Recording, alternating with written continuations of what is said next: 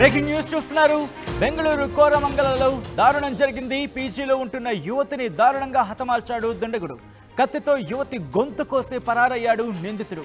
కాపాడండి మహాప్రభు అంటూ మొరపెట్టుకుంది. అయినా ఎవ్వరూ పట్టించుకోలేదు. రూమ్మేట్స్ కూడా పట్టించుకోలేదు. తీవ్ర రక్తస్రావంతో ఘటనా ప్రదేశం నుండి మృతి చెందింది యువతి. సీసీ కెమెరాల్లో రికార్డ్ అయ్యే దృశ్యాలు. మృతురాలు బీహార్కు చెందిన యువతిగా గుర్తించారు. ఈ నెల 23న రాత్రి 11 గంటల 10 నిమిషాల నుంచి 11 గంటల 30 నిమిషాల ప్రాంతంలో ఈ ఘటన చోటు చేసుకుంది. పీజీలోకి కత్తితో ప్రవేశించాడు నిందితుడు. రూమ్ డోర్ కొట్టి లోపలికి ప్రవేశించి యువతిపై కత్తితో దాడి చేశాడు. పీజీ 3వ అంతస్తులోని గదిలో ఉంటోంది ఆ యువతి. యువతి గొంతు కోసి పరారయ్యాడు. నిందితుడు భోపాల్కు చెందిన అభిషేక్ గుర్తించారు పోలీసులు. అభిషేక్ ప్రియురాలికి మృతురాలు కృతికుమారి ఫ్రెండ్.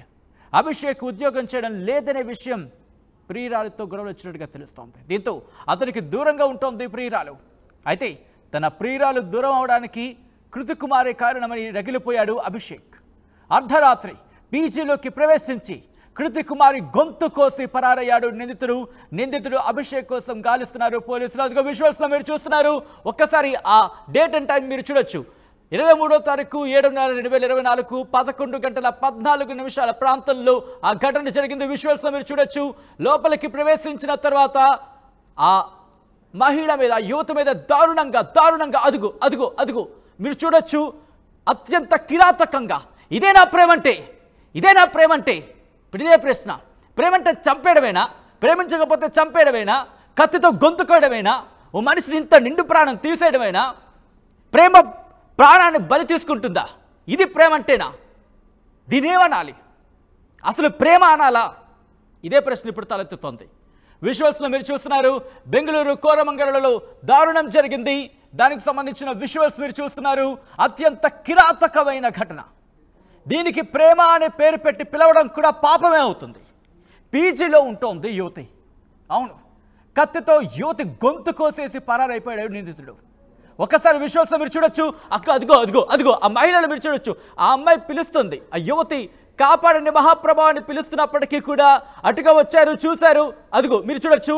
పైనుంచి ఒక అమ్మాయి, మొత్తం ముగ్గురు చూశారు. కానీ ముందుకు వెళ్ళే ప్రయత్నం చేయలేదు. కానీ ఒక అమ్మాయి ఫోన్ చూసి మాట్లాడే ప్రయత్నం చేస్తుంది, కాల్ చేసే ప్రయత్నం చేస్తుంది.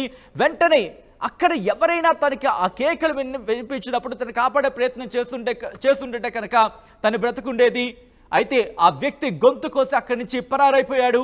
కానీ అక్కడ మహిళలు వెంటనే అక్కడ ఆ హాస్టల్ మేట్స్, మిగతా యువతులందరూ కూడా ఒకరికొకరు కమ్యూనికేట్ చేసే ప్రయత్నం చేశారు. కనీసం ఆమె దగ్గరకు కూడా వెళ్ళలేదు.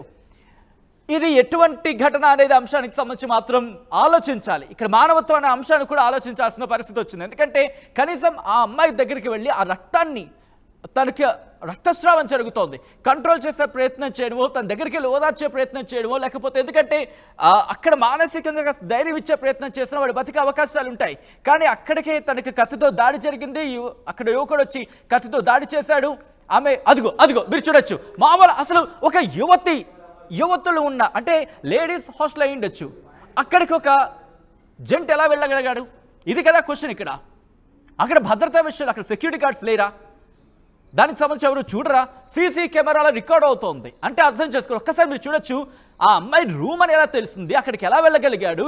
ఎవరి సపోర్ట్ ఇచ్చారు? ఇప్పుడు ఇదే డిస్కషన్ కూడా స్టార్ట్ అయింది. అక్కడ లోపలికి వెళ్ళి ఆ అమ్మాయి మీద అత్యంత కిరాతకంగా ఆమె పాపం డిఫెన్స్ చేసుకునే ప్రయత్నం చేసింది. కానీ ఎవరు ఊహిస్తారు? సోకాల్డ్ ప్రేమ కదా. అవును, సోకాల్డ్ ప్రేమ కదా. ప్రేమికులు ఒక్కసారి 2 కళ్ళు పెట్టి చూడండి. అది ప్రేమ లేకపోతే ఇంకేమైనా? బెంగళూరు కోరమంగళలో దారుణం జరిగింది. పీజీలో ఉంటున్న యువతిని దారుణంగా హతమార్చాడు దుండగుడు. కత్తితో యువతి గొంతు కోసి పరారయ్యాడు నిందితుడు. కాపాడాలంటూ మొరపెట్టుకుంది, అయినా పట్టించుకోలేదు. ఎవరొక్కరు కూడా అక్కడికి వెళ్ళలేదు. తీవ్ర రక్తస్రావంతో అక్కడ ఘటనా ప్రదేశం నుండి మృతి చెందింది. అయితే ఈ కథనం మిమ్మల్ని కాస్త కలవరపరచవచ్చు. మిమ్మల్ని కలవరపరచడం మా ఉద్దేశం కాదు. కానీ ఇటువంటి కథనాలు చూసినప్పుడు కాస్త కలవరపడగొనే అవకాశం ఉంటుంది కాబట్టి దీనికి సంబంధించి తగిన జాగ్రత్తలు తీసుకోవాలని చెప్పి ఆర్టీవీ సూచించడం జరుగుతోంది.